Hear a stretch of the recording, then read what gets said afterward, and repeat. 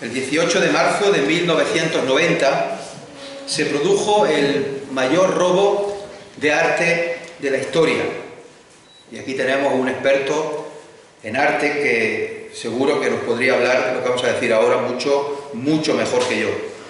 Siendo de madrugada, dos policías acudieron al Museo de Boston, en Estados Unidos.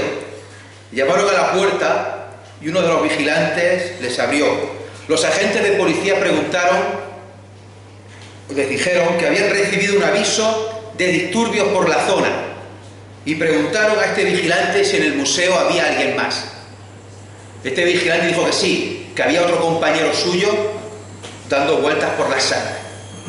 Los policías le dijeron que avisaran a ese vigilante que volviera con él. Una vez allí los dos vigilantes, estos dos policías, estos falsos policías, sacaron sus armas, maniataron a los vigilantes y los encerraron en el sótano. El museo tenía 7.500 obras de arte y los atracadores consiguieron llevarse 13, las cuales a día de hoy siguen en paradero desconocido. De las 13 obras que robaron, destaca un cuadro de Rembrandt del año 1633, un óleo sobre lienzo titulado La tormenta en el mar de Galilea. Y le voy a pedir a Noemí que lo ponga. Un cuadro realmente espectacular. No se ve muy bien, ahora lo ampliaremos. Un cuadro que es el único de Rembrandt que pintó sobre el mar, que pintó en el mar. Si bien Rembrandt pintó muchos cuadros religiosos. Tenía 27 años cuando lo pintó. Pasa la diapositiva. Una de las cosas que destaca en el cuadro es la calidad y la nitidez del agua. Parece que te va a mojar la gota. Un realismo realmente impresionante. Pasa también. Destacan también en el cuadro, todo esto, como digo, lo explicaría mucho mejor que yo, Eduardo. Destacan en el cuadro también los claroscuros. Hay zonas muy claras y zonas muy oscuras en el cuadro, representando la salvación y la condenación, representando la confianza en Dios y la desconfianza. De hecho, les preguntó: ¿por qué teméis, hombres de poca fe? Destacan también las emociones humanas, los rostros de miedo, algunos agarrados al mástil, no, pasa para atrás. Algunos agarrados al mástil, otros agarrados a la vela, otro ahí asomado al barco, y la mitad despertando a Jesús. Y por último, a modo de curiosidad, destaca el número de personas que hay en el barco. Debería haber 13, los 12 discípulos más Jesús, pero si los contamos, hay 14, hay uno más, que si pasas ahora, Juan, es este que está aquí en medio, este que está mirando a los espectadores, es el único que mira y es el único que tiene una media sonrisilla en la cara. Y esta persona es un autorretrato de Rembrandt, es el mismo pintor que sale ahí reflejado, lo cual me parece fascinante. Y ya por último, Juan, la última diapositiva, esto es el marco vacío actual que hay en el Museo de Boston, esperando si algún día pueden recuperar la obra de arte, la cual lleva desde 1990 en paradero desconocido. Hay una recompensa millonaria para aquel que encuentre el cuadro o dé una pista para encontrarlo, y es uno de los principales objetivos del FBI en Estados Unidos. Nos vamos a ver hoy el pasaje de Jesús calmando la tempestad. Pues un pasaje que tendrá Juan Pablo de aquí a unos meses. Sabéis que está dando el Evangelio de Lucas. Pero vamos a ver hoy otro parecido, otro pasaje parecido que también ocurre en el mar de Galilea. También hay una fuerte tempestad, también hay caras de miedo, de mucho miedo. Os invito a leer Mateo 14, del 22 al 33. ¿Qué es lo que sucede tras el milagro de los 5.000? Mateo 14, versículo 22 después del milagro de los 5.000, acordaros que el Señor Jesús hizo 2 multiplicaciones de panes y peces, 2 multiplicaciones milagrosas. Esta fue la primera de ellas. Enseguida, dice el versículo 22 de Mateo, capítulo 14, enseguida Jesús hizo a sus discípulos entrar en la barca e ir delante de él a la otra ribera, entre tanto que él despedía a la multitud. Despedida la multitud, subió al monte a orar aparte. Y cuando llegó la noche estaba allí solo, y ya la barca estaba en medio del mar, azotada por las olas, porque el viento era contrario. Mas a la cuarta vigilia de la noche Jesús vino a ellos andando sobre el mar, y los discípulos, viéndole andar sobre el mar, se turbaron diciendo: ¡un fantasma! Y dieron voces de miedo. Pero enseguida Jesús les habló diciendo: tened ánimo, soy yo soy, no temáis. Entonces le respondió Pedro y dijo: Señor, si eres tú, manda que yo vaya a ti sobre las aguas. Y él dijo: ven. Y descendiendo Pedro de la barca, andaba sobre las aguas para ir a Jesús. Pero al ver el fuerte viento, tuvo miedo, y comenzando a hundirse, dio voces diciendo: Señor, sálvame. Al momento Jesús, extendiendo la mano, asió de él y le dijo: hombre de poca fe, ¿por qué dudaste? Y cuando ellos subieron en la barca, se calmó el viento. Entonces los que estaban en la barca vinieron y le adoraron, diciendo: verdaderamente eres hijo de Dios. Vamos a ir viendo este pasaje versículo a versículo, o cada 2 versículos. Comienza el versículo 22 diciendo: enseguida Jesús hizo a sus discípulos entrar en la barca e ir delante de él a la otra ribera, entre tanto que él despedía a la multitud. Si leemos el versículo anterior, el 21, dice: y los que comieron fueron como 5.000 hombres, sin contar las mujeres y los niños. Enseguida Jesús hizo a sus discípulos entrar en la barca. Este enseguida indica prisa, rapidez, urgencia, ya. Montaros en la barca ya.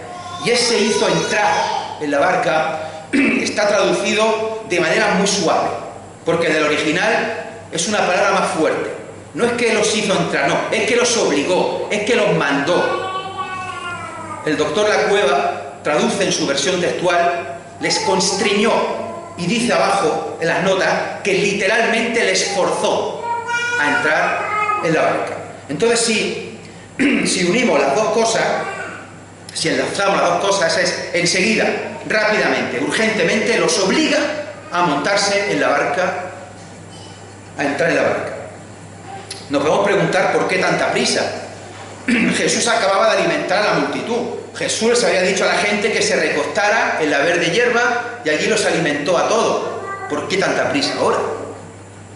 ¿Por qué tanta urgencia? ¿Por qué? Venga, rápido, a la barca, rápido, forzándoles, obligándoles a irse a la barca enseguida. Hay 2 motivos por los cuales Jesús obliga, Jesús fuerza, Jesús constriñe a los discípulos a montarse en la barca urgentemente. El primero de los motivos es para evitar que la multitud se centrara en los milagros, para evitar que la multitud se centrara en que Jesús les había alimentado de manera milagrosa y que Jesús sanaba a los enfermos, y claro, eso podía llevar una cosa a la otra, una idea equivocada de los judíos, y que incluso pretendiera hacerle rey. Esto no es que lo piense yo, esto no es que me lo estoy yo inventando, porque aquí no aparece. Pero si vamos al Evangelio paralelo de Juan capítulo 6, 13 y 15, dice allí que recogieron pues y llenaron 12 cestas de pedazos, que de los 5 panes de cebada sobraron a los que habían comido. Aquellos hombres entonces, viendo la señal que Jesús había hecho, dijeron: este verdaderamente es el profeta que había de venir al mundo. Pero entendiendo Jesús que iban a venir a apoderarse de él y hacerle rey, volvió a retirarse al monte él solo. Así que manda, ordena, constriñe, obliga, fuerza a los discípulos a que monten en la barca y que vayan delante de él, mientras él despide a la multitud. Y lo hace con urgencia, con rapidez. No quiere que sus discípulos vean cómo esa multitud pretende hacerle rey. No pretende que los discípulos tengan esa tentación de seguir a esa multitud con esa idea equivocada. Jesús no quiere que en ese momento y en ese lugar, en el mar de Galilea, un levantamiento popular y político. Jesús está protegiendo a sus discípulos. Por eso les dice que se vaya a la barca, que se vaya. Y él despedirá a la multitud. Él despedirá solo a las 20.000 personas que hay allí. Seguro que se fueron más o menos a regañadientes. Deberían pensar algo así, o sea, nos hace repartir la comida a todos. Nos hace luego recoger las sobras. Y ahora que viene la despedida, ahora que vienen los agradecimientos, ahora que vienen las palmadas en la espalda, nos manda a la barca. Seguro que es mejor estar allí, con la gente, con la multitud, que en vez de irse solo. Viendo cómo la gente alaba y agradece a Jesús. Y seguro que ellos también pillarían algo, algún agradecimiento por todo. De hecho, ya nos ha recordado Juan Pablo también semanas atrás que 2 de ellos pidieron a Jesús, mandando a su madre, a la tía de Jesús, que pusiera a uno de sus hijos a la derecha y el otro a su izquierda. Por eso, Jesús sabía que no era lo mejor para ellos estar en aquel sitio, estar con aquella multitud que pretendía coger a Jesús y hacerle rey. Y por eso los fuerza a ir a la barca con urgencia, rápido. Y ellos obedecen. Se van a la barca. Versículo 23. Despedida la multitud, subió al monte a orar aparte, y cuando llegó la noche estaba allí solo.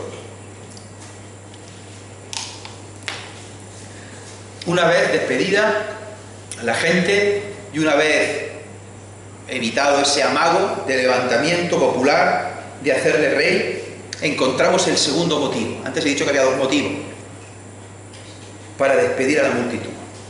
Este segundo motivo no es otro que subir al monte, él solo, a orar aparte, a hablar con Dios Padre. Esto es tremendo, hermanos. Cuando la multitud te aclama, cuando la multitud te felicita, cuando la multitud te dice que eres el profeta que haya de venir, el enviado de Dios, el que estamos esperando, cuando te quieren hacer rey, los despides a todos, subes el cuestarrón del monte a orar solo.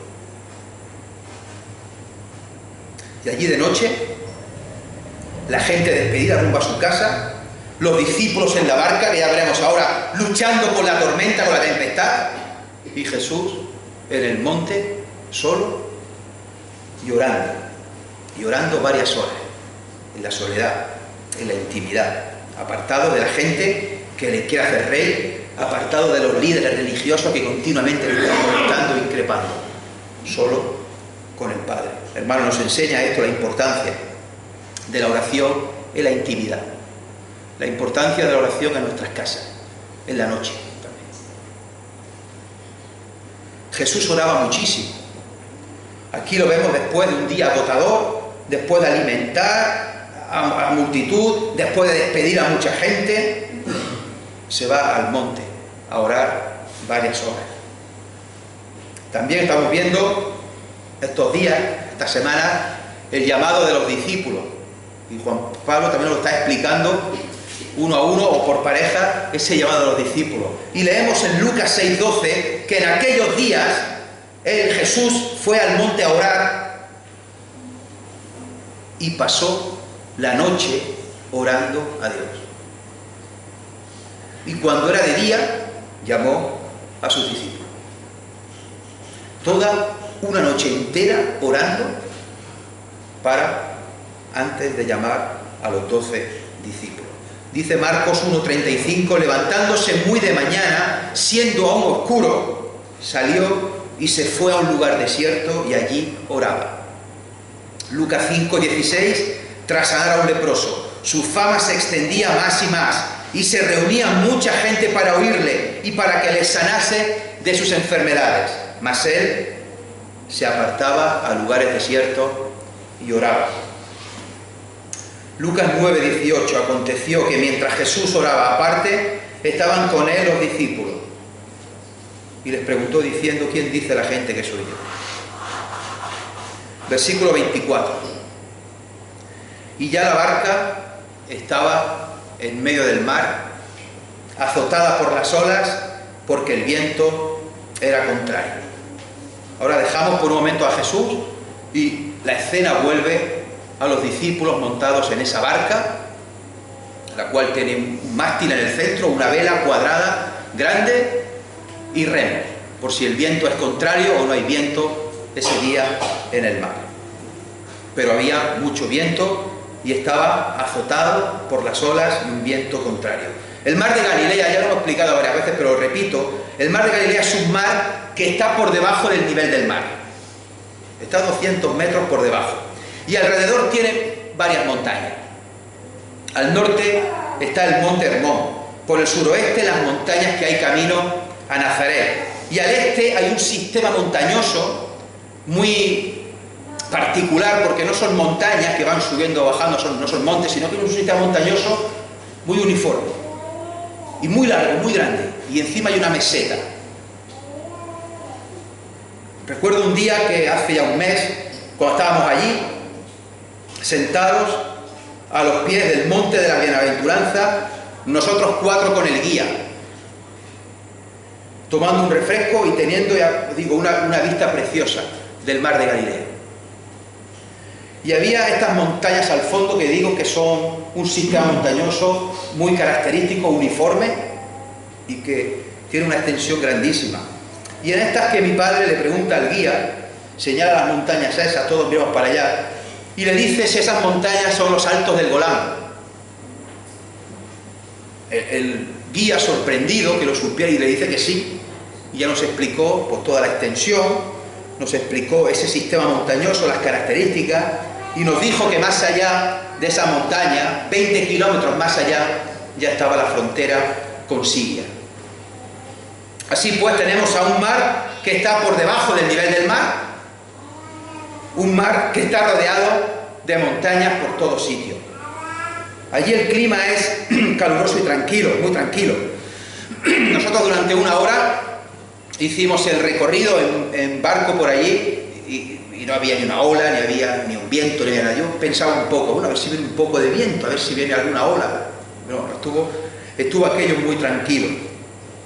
Pero en cualquier momento, y de manera inesperada, y sobre todo, como digo, en verano, se puede producir al caer la tarde, se producía y se produce una fuerte tormenta, que producen unas olas muy grandes, incluso de 2 metros de altura, que increpan mucho el mar y pasa de estar muy tranquilo a estar a una tempestad así de golpe. Y mientras tanto, en aquella noche, la barca en medio del mar, azotada por las olas, porque el viento era contrario, los discípulos remando y remando, ¿y dónde está mientras Jesús?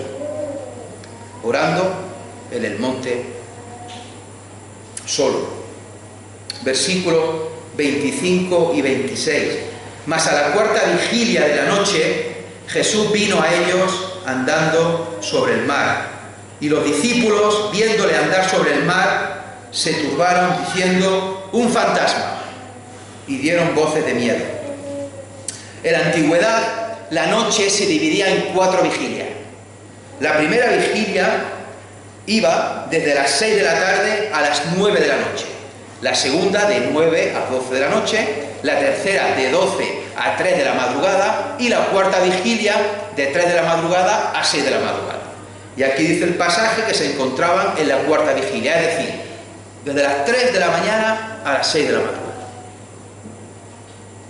Y dice el Evangelio de Marcos paralelo, en Marcos 6:47, que al venir la noche, la barca estaba en medio del mar, y él solo en tierra, y viéndoles remar con gran fatiga, porque el viento les era contrario, cerca de la cuarta vigilia vino a ellos andando sobre el mar.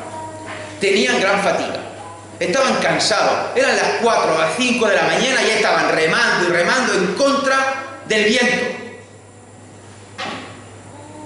Y no solo no se acercaban a la orilla, sino que estaban ahora mismo en medio del mar. Ese mar que ya os dije que tiene 21 kilómetros de largo y 12 de ancho. Pues estaban en medio del mar.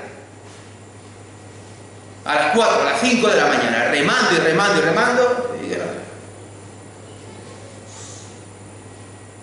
Seguro que pensando, que ver con lo bien que hubiéramos estado allí en la orilla, recibiendo los halagos, los aplausos de la gente. Aquí estamos ahora, a las 5 de la mañana, mira, ¿no? Aquí a las 5 de la mañana remando, y en vez de acercarnos, nos estamos alejando y alejando cada vez más.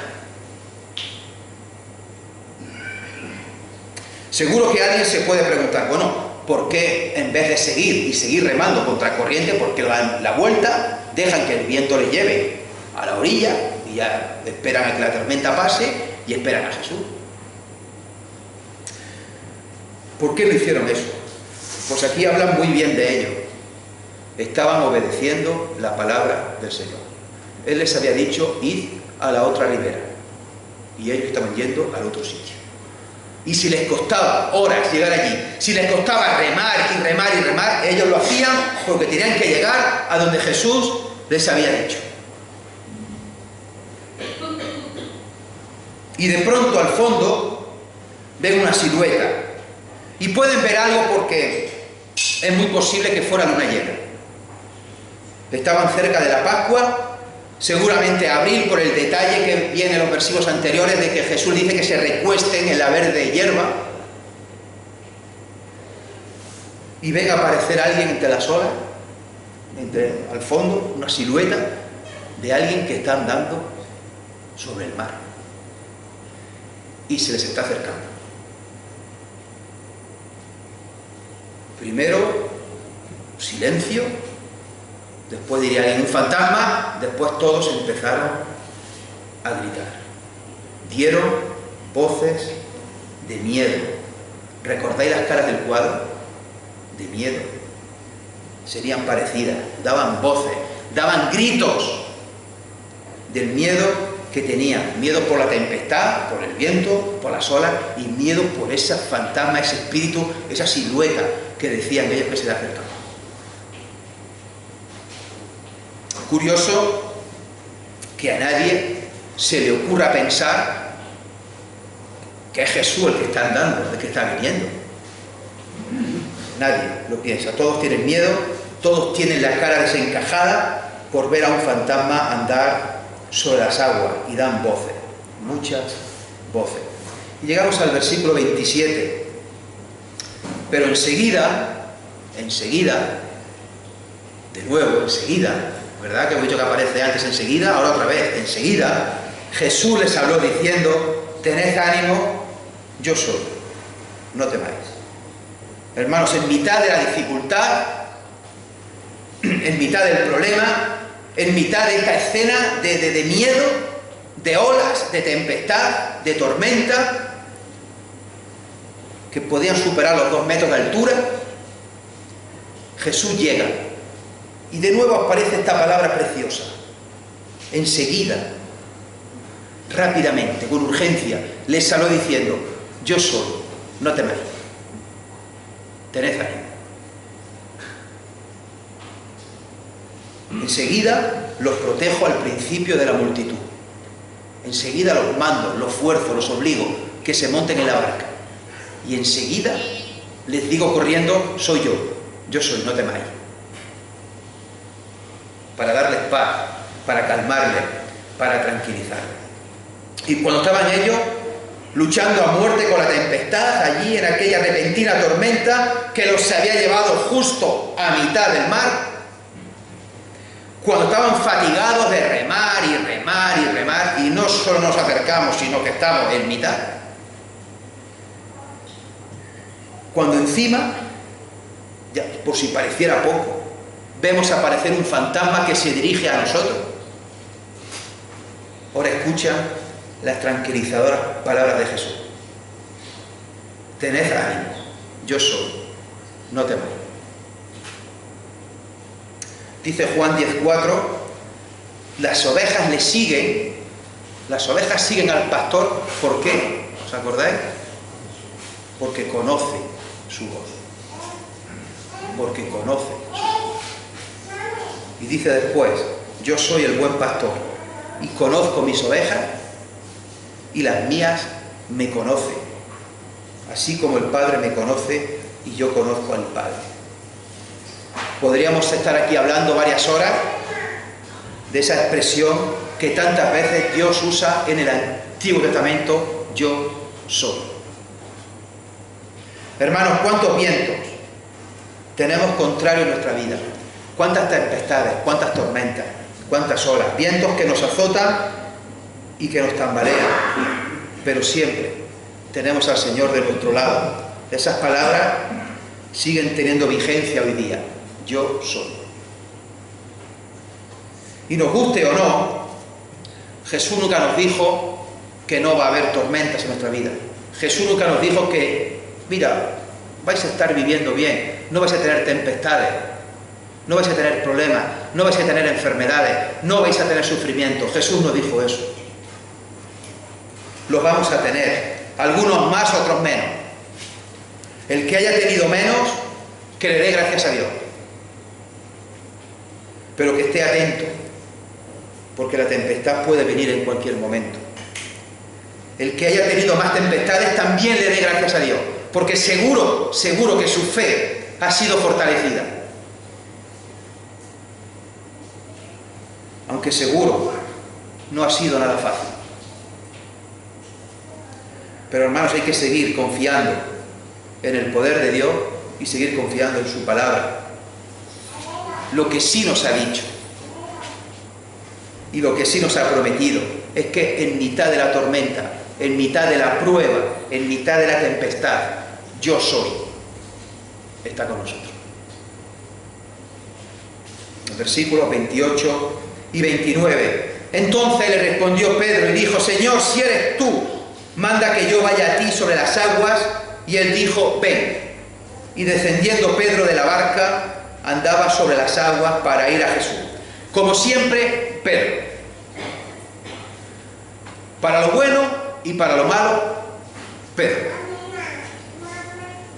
Fascinante Pedro, impulsivo Pedro. No hay otro como él. No hay nadie más impulsivo que él. No hace nada a medias. O lo hace todo muy bien, o mete la pata hasta el fondo. No calcula el peligro, le da igual. A ningún otro se le habría ocurrido pedir, Señor, déjame que vaya contigo. Ningún otro se lo pide. Va solamente Pedro. Ya sabemos que actuó así otras veces, como aquella vez que Jesús les anuncia a sus discípulos todo lo que le va a acontecer, que va a ser necesario que padezca mucho y que muera. Y Pedro le llama aparte a Jesús, lo coge aparte, le reconviene y se atreve a decirle, en ningún modo te acontezca esto. Y Jesús le tiene que decir, quítate de delante de mí, Satanás, me eres tropiezo, porque no pones la mira en las cosas de Dios, sino en la de los hombres. O como aquella vez que viene a capturar a Jesús y él saca la espada y le corta la oreja a Malco, el siervo del sumo sacerdote. Y le corta la oreja porque seguro que apartó la cabeza, si no, a la oreja no iba. Poco antes había dicho y había asegurado, aunque todos se escandalicen, yo no. Y poco después lo niega 3 veces públicamente. A Jesús Pedro le llega a decir en otra ocasión, no me lavarás los pies jamás. Y 30 segundos después le dice, Señor, no solo mis pies, sino también las manos y la cabeza. Pedro le dice Señor, si eres tú, manda que yo vaya a ti sobre las aguas. Esto no se le ocurre nada más que a él. Este si eres tú parece un condicional. Este si eres tú parece que Pedro está dudando, pero realmente no es así. No es un condicional, no es una duda. En el original quiere decir más bien, Señor, ya que eres tú, manda que yo vaya a ti sobre las aguas. No está dudando, está afirmando. Tampoco dice, Señor, concédeme que vaya a ti sobre las aguas para ver qué se siente, sino que le dice, Señor, manda, ordena, establece por tu palabra que esto se produzca. No es que Pedro tenga interés en ver qué se siente de andar por las aguas, es que Pedro tiene interés en ver cómo Jesús ordena, cómo Jesús usa la máxima autoridad con la naturaleza, cómo Jesús tiene el poder de todo. No es lo mismo decir, Señor, si eres tú, a decir, Señor, ya que eres tú. No es lo mismo decir o querer experimentar el milagro que querer ver el poder de Dios. Hermanos, el creyente tiene que pedir en oración a Jesús que sea Él el que actúe en nuestras vidas.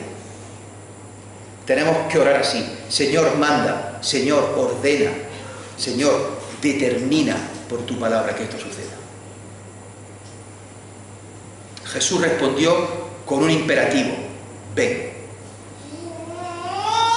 El que había dicho que es el yo soy, le dice ahora, ven. De una manera enfática, de una manera imperativa. Y Pedro bajó de la barca y anduvo sobre las aguas en dirección a Jesús hasta que llegó a él. Una experiencia realmente alucinante, realmente única, pero que en mitad de aquella tormenta nada más que se le ocurre a Pedro pedir eso. Versículo 30. Pero al ver el fuerte viento, tuvo miedo y comenzando a hundirse, dio voces diciendo, Señor, sálvame. Si hemos dicho antes que Pedro era impulsivo, también añadiremos que Pedro se angustiaba con mucha facilidad. Mientras fue mirando a Jesús, todo fue bien y anduvo sobre las aguas de manera milagrosa. Pero hay los peros. Pero al ver el fuerte viento, tuvo miedo, comenzó a hundirse, dio voces, Señor, sálvame. La aplicación es clara, y esto es algo que hemos oído y hemos repetido muchas veces. Hermanos, si miramos a Jesús, si tenemos los ojos puestos en Jesús, el autor y el consumador de nuestra fe, como dice el autor de Hebreos, todo irá bien y caminaremos sobre las aguas de manera milagrosa. Pero, si miramos al viento, si nos obsesionamos con los problemas, con las dificultades, con las tribulaciones, con los sufrimientos, y apartamos nuestras miradas de Jesús, no vendrá el miedo, la angustia, la duda, la desesperación, y nos comenzaremos a hundir. Hemos dicho antes que Pedro tiene todo lo bueno y todo lo malo. Lo mismo que muchas veces es impulsivo, lo mismo que muchas veces se angustia con mucha facilidad y aparta la mirada de Jesús, también tenemos que decir que encuentra luego la solución correcta. Y la mejor solución que puede haber en momentos de dificultad y en momentos de angustia es clamar a Cristo. Señor, sálvame. Señor, sálvame. Una oración corta pero efectiva. Señor, ayúdame en estos momentos de dificultad. Señor, ayúdame en estos momentos de desesperación, de miedo, de terror, de voces, de que me estoy hundiendo. Señor, sálvame. Dice Jeremías 33, 2 y 3, así ha dicho Jehová. Cuidado, así ha dicho Jehová, que hizo la tierra. Jehová que la formó para afirmarla. Jehová es su nombre. Así ha dicho. 2 puntos. Clama a mí y yo te responderé. Clama a mí y yo te responderé. Versículos 31 y 32. Al momento Jesús, extendiendo la mano, asió de él y le dijo: hombre de poca fe, ¿por qué dudaste? Y cuando ellos subieron en la barca, se calmó el viento. Otra vez la palabra enseguida, pero aquí traducida al momento. Enseguida dejad el lugar y montaros en la barca y ido. Enseguida les hablo: tranquilo, soy yo, no temáis. Y enseguida Jesús extiende la mano y tira de él. Al instante, rápidamente, el Señor extiende su mano y Pedro siempre en el peor momento, a pesar de meter la pata, acude a Cristo y siempre se aferraba a Cristo. Y Cristo siempre estaba ahí, siempre está ahí. Jesús extendió la mano, Pedro extendió la suya, Jesús tiró de él y lo salvó. Hombre de poca fe, ¿por qué dudaste?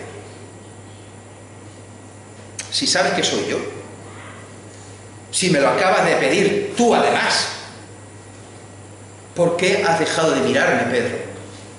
¿Por qué te has fijado más en el viento que en mí? ¿Por qué te ha dado miedo de nuevo? ¿Por qué te pones a gritar otra vez como cuando pensabas que era un fantasma y te has puesto a gritar? ¿Por qué?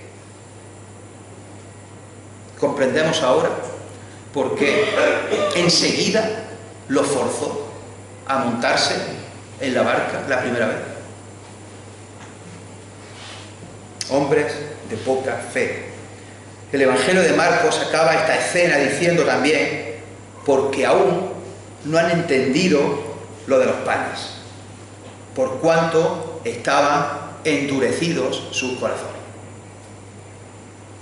Y cuando había un montón de ruido por el viento, por las voces de todos gritando, ya sea por la tempestad, ya sea por el viento, sea por el fantasma, sea porque Pedro se hundía, un montón de olas, que la barca no para de tambalearla, de pronto Jesús entra en la barca, pisa la barca y...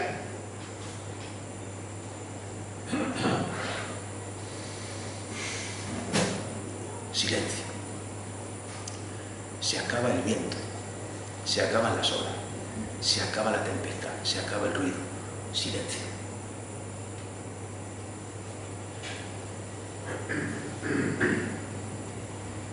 Se calmó aquel viento que venía del norte, del valle de Hermón, o el viento que venía del este, de los altos del Golán. Vino la tranquilidad. Donde hay Jesús, donde está Jesús, no hay tempestad, no hay viento. Jesús es nuestro refugio en la tempestad, en las tormentas. Hace años un hombre se fijó en una costumbre popular en no sé dónde. Y es que cuando la gente sacaba agua del pozo y sacaban el cubo rebosando de agua, veía que antes de echar el cubo en el pozo le ponían un trozo de madera, un palo. El hombre le preguntó un día a una mujer que iba a sacar agua y que le puso un palo en el cubo, que por qué hacían eso. La mujer se extrañó de la pregunta. Es algo normal. Es algo fácil, algo lógico. Ponemos un trozo de madera porque al sacar el cubo lleno de agua, la madera hace que el agua no se tambalee tanto y no rebose. Años más tarde, y leyendo este pasaje, este hombre comprendió que cuando tenemos inquietud en la vida, cuando tenemos tempestades, cuando tenemos tormentas, poniendo un trozo de madera, la cruz de Cristo, el crucificado, la vida se mantiene firme. En tiempos de tormenta tenemos al Señor Jesús, al crucificado, y su amor en nuestras vidas. Versículo 33. Entonces, los que estaban en la barca vinieron y le adoraron, diciendo: verdaderamente eres hijo de Dios. Le adoraron y reconocieron su deidad. reconocieron que era el Mesías, que era el Cristo, que era el Hijo de Dios, que era Dios. Y como es Dios, tiene que ser adorado. Jesús recibe la adoración porque es Dios. Y este es el fin de todo. Este es el final de todo. Hermanos, vamos a tener tempestades en la vida, como decíamos antes. Algunos más, algunos menos. El que haya tenido pocas, que le dé gracias a Dios, pero que esté atento, que esté vigilante, que esté preparado. El que haya tenido muchas, que le dé gracias también a Dios, porque seguro su fe ha sido fortalecida, aunque no ha sido fácil. Algunos hermanos han pasado algunas tempestades muy duras. Cada uno sabe su vida. Pero hermanos, sabemos también que contamos con la presencia de Dios, con la presencia de Jesús en nuestra vida. Sabemos que con Jesús la tempestad se convierte en calma. Y venimos hoy aquí para saludarnos, para vernos, para preguntarnos cómo nos ha ido la semana, cómo nos va el trabajo. Venimos, sobre todo, a adorar a nuestro Dios. Venimos a adorarle. Le adoraron diciendo, verdaderamente eres Hijo de Dios. Venimos a recordar el sacrificio de Cristo mediante el pan y el vino. Venimos a recordar el gran amor de Dios enviando a su Hijo unigénito, el cual reconocemos también como verdaderamente es el Hijo de Dios. Este es el fin del pasaje y es el fin primordial de nuestro culto y de nuestra vida, adorar a Dios.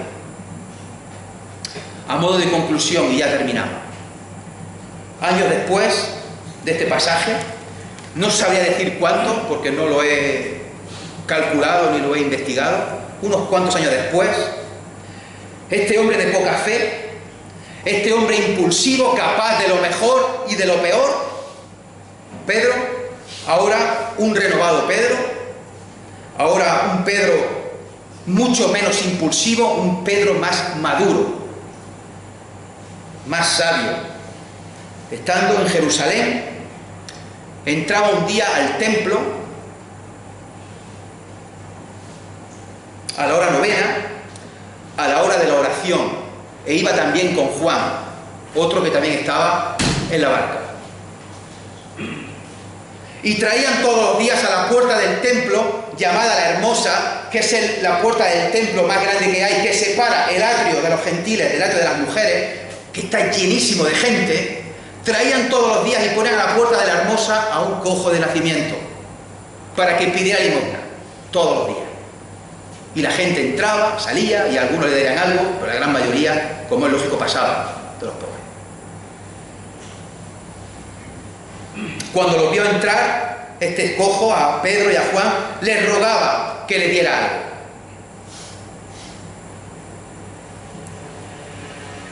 Pedro y Juan se paran y, fijando en él los ojos, le dice Pedro, mírame. Y este hombre se le queda mirando, esperando que le dieran alguna limosna.